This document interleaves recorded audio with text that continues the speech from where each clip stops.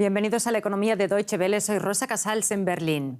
El presidente de Brasil, Jair Bolsonaro, ha subrayado que su controvertida visita a Moscú este miércoles tiene objetivos puramente comerciales, centrados sobre todo en la creciente necesidad de Brasil de garantizar el abastecimiento de abonos rusos para su agricultura.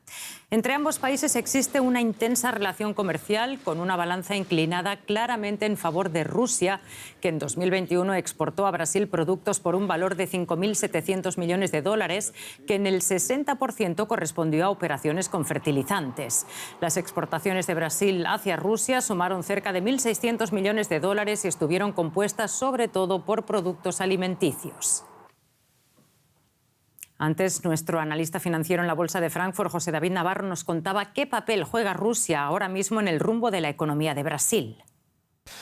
Hola, ¿qué tal? Pues en estos momentos en los que la economía de Brasil también sale de la pandemia y busca recuperarse, no podía pasar desapercibida en ese encuentro entre Putin y Bolsonaro el asegurarse el suministro de algo a lo que apuntabais antes y que es tan importante en esas relaciones comerciales como son los fertilizantes, que representan en torno al 60% de las exportaciones rusas hacia Brasil y que son el elemento, podríamos decir, el principal por el que Brasil es el principal socio comercial de Rusia en la región de América Latina y el Caribe. Lleva tiempo Bolsonaro diciendo que sería bueno diversificar obviamente las relaciones comerciales con Rusia, pero en este momento en el que se necesita, como apuntabais antes en el vídeo, todavía llegar a los niveles prepandemia de relación comercial, parece que sigue siendo la agricultura, por ejemplo, el principal vínculo entre ambos países, aunque se ha remarcado hoy también la posibilidad de explorar el campo de los hidrocarburos y del gas.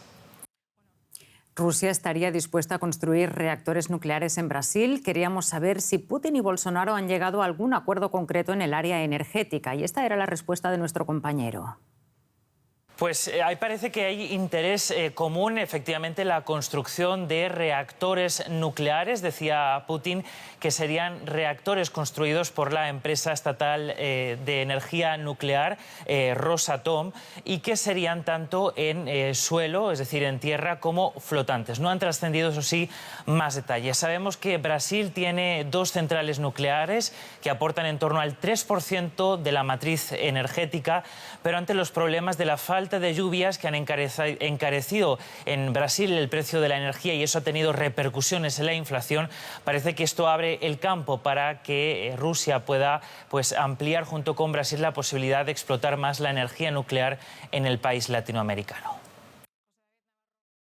Vamos a otros asuntos. En Paraguay, la industria procesadora de soja se quedará sin granos a mediados de año debido a la sequía. Por ello, el sector no descarta importar por primera vez grano de Argentina.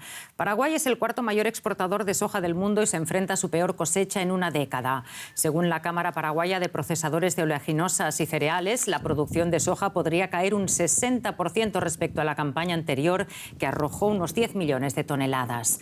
La vecina Argentina, principal exportador mundial de soja, también afectada por la sequía, podría exportar ocasionalmente soja a Paraguay. El gobierno de Estados Unidos evalúa los pagos digitales para rehabilitar el envío de dólares a Cuba, algo que los isleños anhelan, ya que las remesas representan un sostén para muchas familias y son clave para la economía cubana. Constituyeron la segunda fuente de divisas para el país en 2019, después de la exportación de servicios médicos y por encima del turismo. Sin embargo, cayeron casi 71% en 2 años, según analistas. Y es que las remesas fueron restringidas en 2020 durante el mandato del republicano Donald Trump para evitar que el gobierno comunista cubano se beneficiara como intermediario. Su sucesor, Joe Biden, había prometido volver a permitir esas transferencias. Conversamos al respecto con nuestra compañera Sara Yáñez Richards allá en Nueva York. Sara, muy buenas tardes. ¿Qué posibilidades hay de que el presidente Biden restablezca un mecanismo de envío de remesas a Cuba después de que su antecesor, como decíamos, terminara con las operaciones en la isla de Western Union, que es la principal compañía de envío de dinero desde Estados Unidos? Pues Rosa, según la Casa Blanca, las posibilidades son altas, aunque aún no se sabe ni cuándo ni cómo hará Estados Unidos para que el dinero llegue directamente a las familias sin pasar antes por el gobierno cubano o el ejército cubano. Es importante destacar que entre las promesas electorales de Joe Biden estaba un acercamiento entre Estados Unidos y Cuba, pero durante este primer año de mandato hemos visto que ha mantenido las duras políticas de Donald Trump. Y en parte eso se debe a cómo reaccionó el gobierno de la isla en las protestas el verano pasado. Algo que es muy importante para el asunto de las remesas es que este mes el Banco Central de Cuba abrió una empresa llamada Orbit especializada en las transferencias internacionales. Lo que aún no se sabe es si esta nueva institución podrá participar de nuevo con Western Union o no. Decíamos, Sara, que la administración Biden evalúa los pagos digitales como una posibilidad para restablecer las remesas a Cuba. Cuéntanos un poquito más. Efectivamente, entre las distintas posibilidades que están estudiando, las más creativas son estas digitales. En tanto, podríamos ver cómo billeteras electrónicas podría ser una de las soluciones o criptomonedas, aunque esta última es menos viable. No obstante, estas opciones que está pensando la Casa Blanca podrían tener trabas en el caso de Cuba, ya que la infraestructura digital del país no es muy buena y además el gobierno puede controlar el Internet. Además, muchos de los isleños no cuentan con un teléfono celular propio o con Internet en sus casas. Muchas gracias, Sara Yáñez, por esta conexión. Un placer, como siempre. Y, entre tanto, Alemania no se salva de los embates económicos de la pandemia. Según la Oficina Federal de Estadística, en 2021 los precios al consumidor aumentaron 3,1%, la cifra más alta en casi 30 años. Entre los principales factores están, sin duda, el aumento en los precios de la energía y los problemas en las cadenas de suministro. Ir de compras ya no es algo placentero. Casi todo ha subido de precio. Y no solo en Alemania. Pero ¿por qué suben los precios?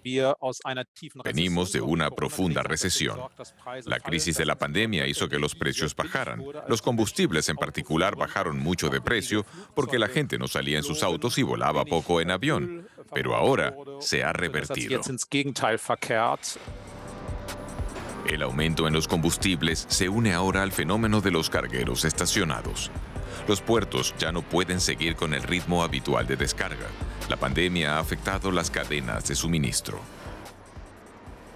En Alemania, tan solo en las ventas al por mayor vemos que hay un 11% menos de productos disponibles que antes de la pandemia.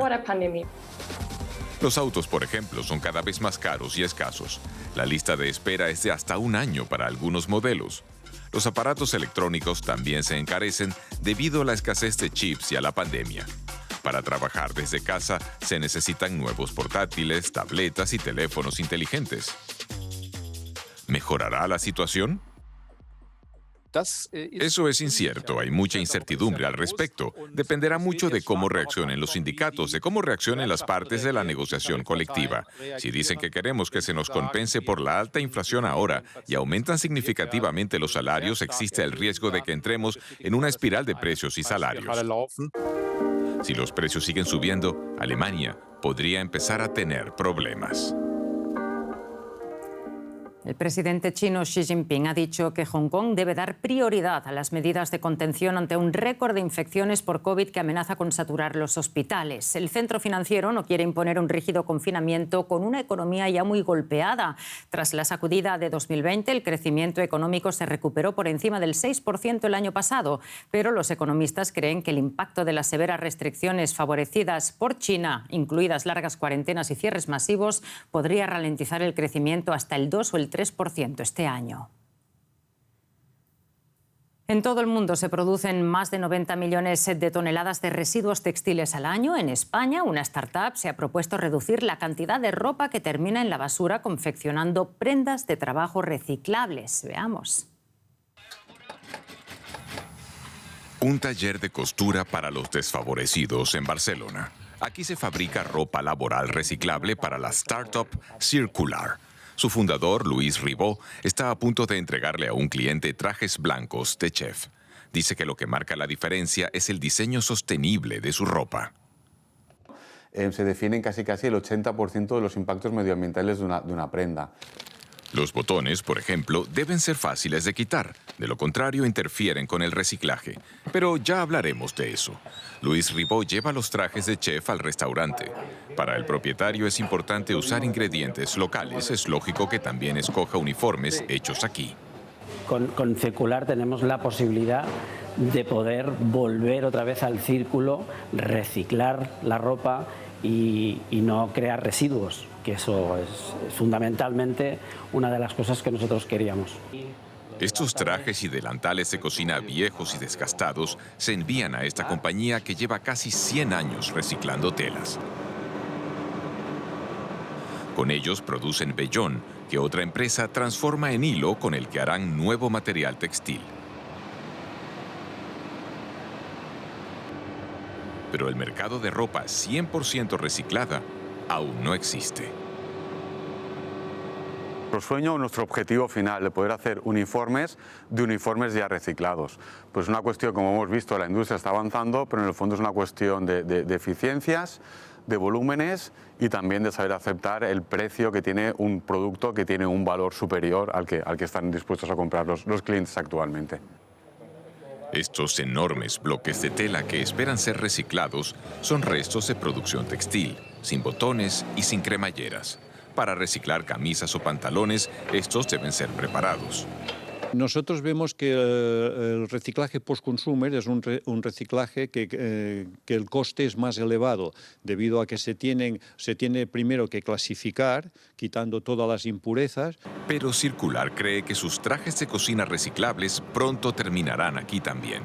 Y es que a partir de 2025, la estrategia textil de la Unión Europea garantiza más reciclaje y menos moda rápida. Y hasta aquí el espacio de economía. Gracias por acompañarnos de nuevo y hasta la próxima.